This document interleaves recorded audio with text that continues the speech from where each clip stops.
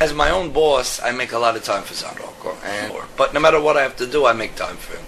Even if I have to do a work at 2 o'clock in the morning, I do it at 2 o'clock in the morning. I've seen more young people come closer and closer, and by that I mean the grandchildren and the great-grandchildren of the first Italian immigrants.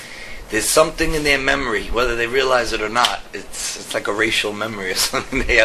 They're drawn to it, but drawn to it because of the way it's presented. Presented by the church alone to know about it because they're not involved with the church. And with our feast, I've tried to advertise it in different ways. The most important, do the most advertising and get the most people to attend.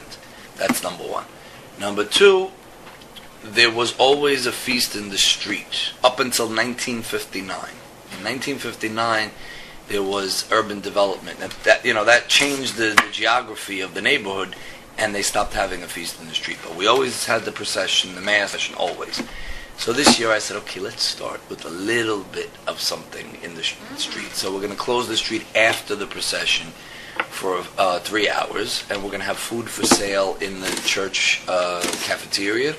And we're going to have un cantante napolitano, Marco Antonio Pezzano. To us, when we think of Italy, we think of the little towns of the south of Italy as they existed 100 years ago. And our lifestyle is like that. I mean, I'm an attorney. My parents were born here. My parents went to college here.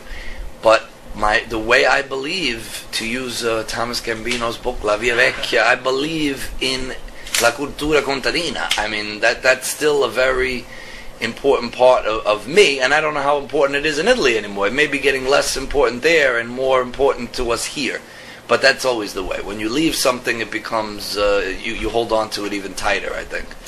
So that's what we've done. Now, that's not to say that there aren't Italian Americans who don't know anything about this, and if you ask them where did your grandparents come from, they don't know.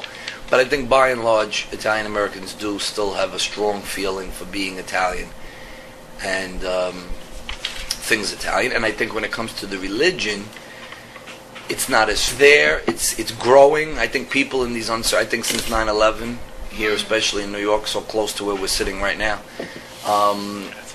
people need to believe in something again, and so they're looking back to, you can look to some other religion, I guess, but a lot of people are looking back to what gave their grandparents and great-grandparents strength. Life here, when these people came, the fondatori della Società San Rocco, when they came, was very, very, very hard. Very, very hard. They lived a lot of, 10, 12 people in 3-room apartments, no bathrooms. They had the bathroom was in the hallway, and then, how many people shared it? 2, 3 families shared. They had a hard life. They worked very, very hard. They died young. Life was very difficult, very precarious, and their faith kept them strong. But that faith wasn't always in line with the church. A lot of this was at odds with the church. Parents and grandparents came from Basilicata, and my father's from Sicily. His grandparents came from Sicily, and when I was in Sicily, I was happy to speak il dialetto siciliano, and a woman got mad at me. No, questa è l'Italia, parla italiano, non dialetto. And I said to her, this is my language, the dialect. Italian I learned in school. And I could read, I could write, and that's great. I love it. It's beautiful, most beautiful language of all.